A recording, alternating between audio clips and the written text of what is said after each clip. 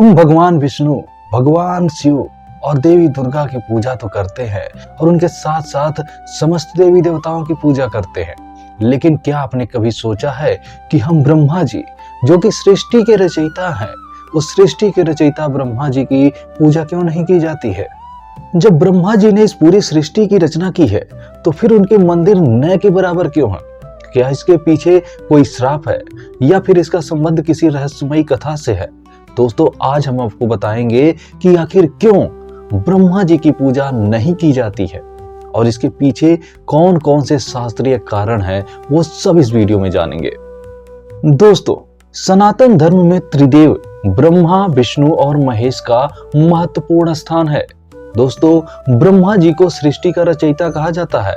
भगवान विष्णु पालन करता है, जो कि सृष्टि को संतुलित रखते हैं, और भगवान शिव संहार करता है, जो अंत में सभी का विनाश कर पुनः संतुलन स्थापित करते हैं।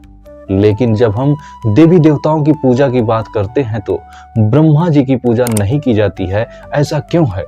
नमस्कार दोस्तों, मैं हूं दुर्गेश कुमार और आप देख रहे हैं हमारे साथ आज कि ब्रह्मा जी की पूजा क्यों नहीं होती है। तो दोस्तों, ब्रह्मा जी की पूजा न होने के 3 प्रमुख कारण माने जाते हैं, और ये कारण न केवल शास्त्रों में वर्णित कथाओं से जुड़े हैं, बल्कि इनका गहरा दार्शनिक और आध्यात्मिक महत्व भी है। तो आइए दोस्तों, इन तीनों कारणों को विस्तार से समझते हैं। तो पहला कारण है दोस्तों, भगवान शिव का श्राप। दोस्तों, यह कहानी है ब्रह्मा जी की झूठ की और शिवलिंग के उत्पत्ति की।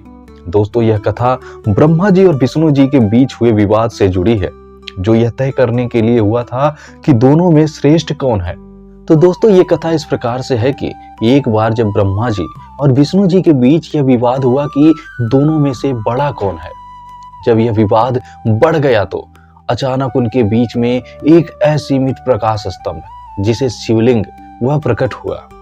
दोस्तों, दोनों देवताओं को आकाशवाणी के जरिए यह आदेश मिला कि वे इस स्तंभ के शीर्ष और आधार की खोज करें। दोस्तों, भगवान विष्णु ने वराह का रूप धारण कर नीचे की ओर जाना शुरू कर दिया, और जबकि ब्रह्मा जी हंस बनकर ऊपर की ओर उड़ चले। दोस्तों, बहुत प्रयास के बाद भी विष्णु जी को अंत नहीं मिला, इसलिए उन्होंने हार मान ली और वे वापस आ गए। लेकिन ब्रह्मा जी ने यहाँ पर छल किया और केतकी फूल, जिसे आज के समय में केवड़े का फूल भी कहते हैं, उस केतकी फूल को साक्षी बना लिया कि उन्होंने स्तंभ का अंत देख लिया है। दोस्तों, जब ब्रह्मा जी ने यह झूठ कहा तो केतकी फूल ने भी उनका समर्थन किया। तो दोस्तों, इन सभी घटनाओं को देखते हुए जब भगवान शिव प्रकट हुए तो उन्होंने ब्रह्मा जी के झूठ को पहचान लिया। इससे वे बहुत क्रोधित हुए और उन्होंने ब्रह्मा जी को श्राप दे दिया कि उनकी पूजा अब कभी नहीं होगी। इसके अलावा दोस्तों, केतकी फूल को भी श्राप दिया गया कि वह शिव पूजा में कभी भी इस्तेमाल नहीं किया जाएगा। दोस्तों, भगवान शिव के इस श्राप का गहरा संदेश यह है कि अहंकार और छल का कोई भी स्थान नहीं होता है। सत्य को स्वीकार करने वाले, जैसे भगवान विष्णु जी ने किया, वे सम्मान पाते हैं, जबकि झूठ बोलने वाले अपनी प्रतिष्ठा, अपने सम्मान को खो देते हैं। और दूसरा कारण है दोस्तों, देवी सावित्री का श्राप। दोस्तों, यह कथा पुष्कर तीर्थ की कथा कहलाती है। दोस्तों, ब्रह्मा जी की पूजा न होने का दूसरा बड़ा कारण उनकी पत्नी देवी सावित्री द्वारा दिया गया श्राप है।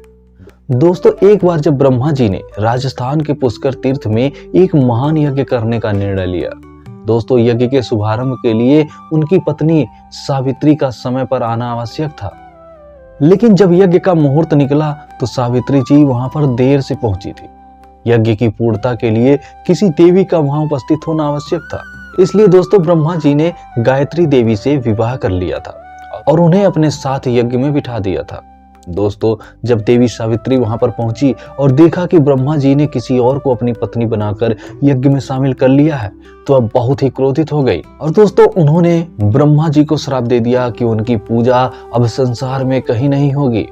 दोस्तों, हालांकि उन्होंने यह भी कहा कि राजस्थान के पुष्कर में ब्रह्मा जी की पूजा की जा सकेगी, लेकिन इसके अलावा उनकी पूजा संसार में और कहीं भी नहीं की जा सकती है। दोस्तों, इस कथा से संपर्क, प्रेम और सम्मान के महत्व को समझ मिलती है। दोस्तों, पति पत्नी के संबंध में आपसी विश्वास और सम्मान बेहद ही जरूरी होता है। दोस्तों, देवी सावित्री का क्रोध यह भी दिखाता है कि स्त्रियों की उपेक्षा करना या उनके अधिकारों का उल्लंघन करना नकारात्मक परिणाम ला सकता है।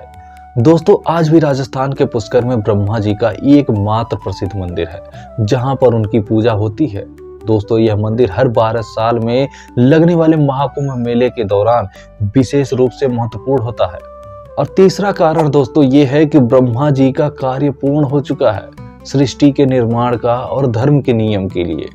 दोस्तों, हिंदू धर्म में पूजा का संबंध केवल श्रद्धा से नहीं बल्कि उस देवता के कार्य से भी होता है। दोस्तों, तीनों देवताओं की भूमिकाएं हैं कि ब्रह्मा जी सृष्टि के रचयिता है जो सृष्टि की रचना करते हैं, और दोस्तों विष्णु जी जो कि इस सृष्टि का पालन करते हैं। दोस्तों, ब्रह्मा जी ने सृष्टि की रचना की, लेकिन अब वे इसे संचालित नहीं करते हैं। संसार का संचालन अब विष्णु जी करते हैं। इसलिए दोस्तों, भगवान विष्णु की पूजा होती है। जब सृष्टि का अंत आता है तो भगवान शिव संहार करते हैं। इसलिए दोस्तों, भगवान शिव की भी पूजा निरंतर होती रहती है। दोस्तों, ब्रह्मा जी का कार्य पहले ही पूरा हो चुका है, इसलिए उनकी पूजा करने की कोई विशेष आवश्यकता नहीं मानी गई है। जैसे दोस्तों, किसी भवन को बनाने वाला इंजीनियर एक बार निर्माण के बाद वहां उपस्थित नहीं रहता है, वैसे ही ब्रह्मा जी ने सृष्टि रचने के बाद उसे विष्णु जी को सौंप दिया है। अब भगवान विष्णु और भगवान शिव जी निरंतर इस संसार को चलाने में सक्रिय है, इसलिए दोस्तों उनकी पूजा आवश्यक मानी जाती है। तो दोस्तों, इन तीन प्रमुख कारणों को मिलाकर हम यह निष्कर्ष निकाल सकते हैं कि ब्रह्मा जी की पूजा न होने के पीछे केवल श्राप ही नहीं बल्कि गहरी आध्यात्मिक मान्यताएं और तर्क भी है। दोस्तों, भगवान शिव का श्राप, ब्रह्मा जी ने झूठ बोला इसलिए शिव जी ने उनकी पूजा निषिद्ध कर दी। दूसरा, देवी सावित्री का श्राप, दोस्तों ब्रह्मा जी ने यज्ञ में दूसरी पत्नी को स्थान दिया जिससे सावित्री जी ने उन्हें श्राप दे दिया। और तीसरा ये कि उनका कार्य पूर्ण हो चुका है। ब्रह्मा जी ने सृष्टि की रचना की, लेकिन अब विष्णु जी और भगवान शिव जी इसका संचालन कर रहे हैं। हालांकि दोस्तों, इसका मतलब यह नहीं है कि ब्रह्मा जी का महत्व कम है। वे आज भी सृष्टि के रचयिता के रूप में सम्मानित और पूजनीय हैं, लेकिन उनके लिए नियमित पूजा का विधान नहीं है। दोस्तों, सनातन धर्म की प्रत्येक परंपरा केवल आस्था पर आधारित नहीं होती है, बल्कि उसके पीछे गहरा आध्यात्मिक और दार्शनिक तर्क होता है। ब्रह्मा जी जो सृष्टि के रचयिता हैं, उनकी पूजा न होने के पीछे सिर्फ श्राप ही नहीं बल्कि धर्म की गहन संरचना और ब्रह्मांडीय नियम भी कार्य करते हैं। दोस्तों, तीनों प्रमुख कारणों में भगवान शिव का श्राप, देवी सावित्री का श्राप और ब्रह्मा जी का कार्य पूर्ण हो जाना यह दर्शाता है कि पूजा केवल देवी देवताओं की शक्ति के आधार पर नहीं बल्कि उनके सक्रिय कार्यों के अनुसार किया जाता है। दोस्तों, ब्रह्मा जी ने सृष्टि की रचना की, लेकिन अब वे उसके संचालन में सक्रिय नहीं है, इसलिए उनकी नियमित पूजा का विधान नहीं बनाया गया। लेकिन दोस्तों, इसका अर्थ यह नहीं है कि ब्रह्मा जी का सम्मान कम हो गया है। वे अभी सृष्टि के जनक के रूप में ही पूजनीय हैं और पुष्कर में उनका मंदिर इस बात का प्रमाण है। दोस्तों, यह कथा हमें सिखाती है कि अहंकार, छल और अनुचित कर्मों से हमें बचकर रहना चाहिए, क्योंकि उसका प्रभाव केवल इस जीवन में ही नहीं बल्कि भविष्य और परलोक तक बना रहता है। और दोस्तों, धर्म हमें यह भी सिखाता है कि प्रत्येक देवता का स्थान और कार्य निर्धारित है और हमें उनके द्वारा स्थापित नियमों का पालन करना चाहिए। तो दोस्तों, आइए हम सभी अपने कर्मों को शुद्ध रखें, सत्य का अनुसरण करें और धर्म के मार्ग पर चलते हुए अपने जीवन को सार्थक बनाएं। तो दोस्तों, आज हमने जाना कि आखिर ब्रह्मा जी की पूजा क्यों नहीं होती है। दोस्तों, यह केवल एक धार्मिक कथा नहीं बल्कि सनातन धर्म की एक गहरी आध्यात्मिक मान्यता से जुड़ा विषय है। अगर आपको दोस्तों यह वीडियो पसंद आया हो तो इसे लाइक करें, अपने विचार कमेंट में बताएं और चैनल को सब्सक्राइब अवश्य कर लें। धन्यवाद।